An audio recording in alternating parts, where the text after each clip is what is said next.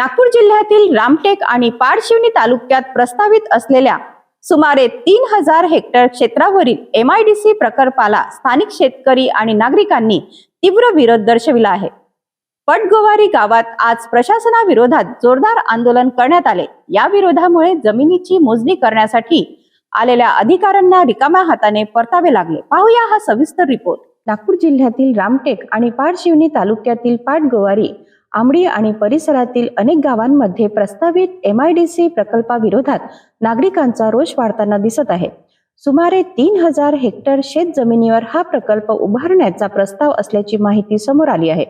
या पार्श्वभूमीवर जमिनीचे सर्वेक्षण आणि मोजणी करण्यासाठी MIDC तसेच भूमी अभिलेख विभागाचे अधिकारी आणि कर्मचारी पाटगोवारी गावात पोहोचले होते। मात्र स्थानिक शेतकरी आणि नागरिकांनी एकत्र येत या प्रक्रियेला विरोध केला।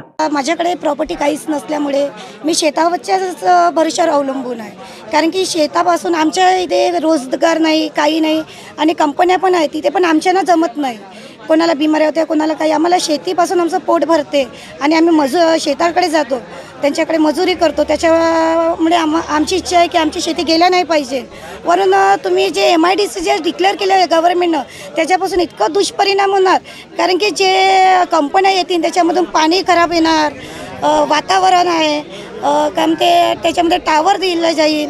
ह्या पूर्ण याच्यानं आमच्या सेहतवर खराब होणार आणि पूर्ण गावावर बी दुष्परिणाम होणार।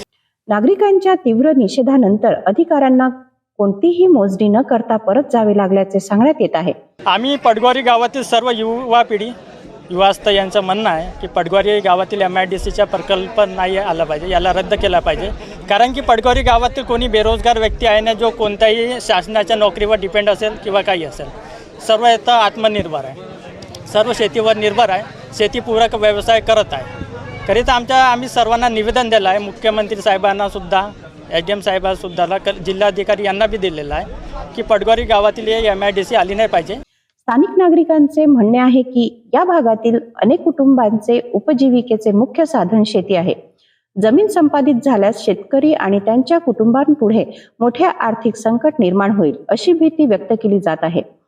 आमची शेती MIDC मध्ये जात आहे, पण आम्हाला शेती द्यायची नाही आहे, कारण आमची शेती सुपीक आहे आणि आमच्या या शेतीवरच आमचा पुनर्निर्वाह चालतो। तर आम्ही शेती देणार नाही। आमच्या गावातील कोणतेच शेतकरी शेती देणार नाही आहे।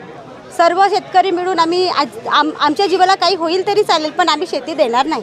आंदोलनाचे विशेष म्हणजे कोणत्याही राजकीय पक्षाच्या नेतृत्वाशिवाय स्थानिक नागरिक आणि शेतकरी स्वतः पुढे येऊन आंदोलनात सहभागी झाले।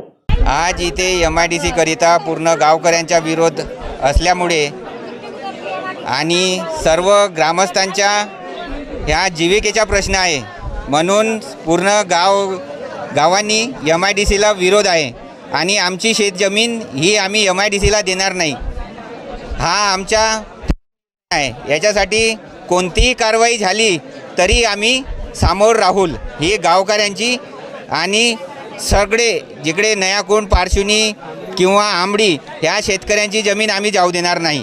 नागरिकांनी प्रशासनाने शेतकऱ्यांच्या भावना समजून घेऊन त्यांच्याशी संवाद साधावा, अशी मागणी केली आहे।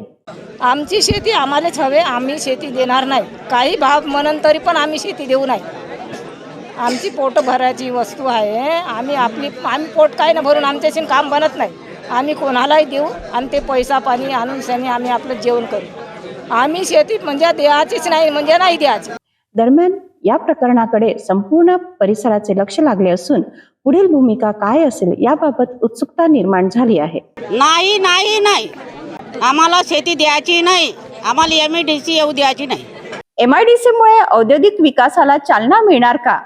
शेतकऱ्यांच्या उपजीविकेवर परिणाम होणार, यावर आता चर्चा सुरू झाली आहे।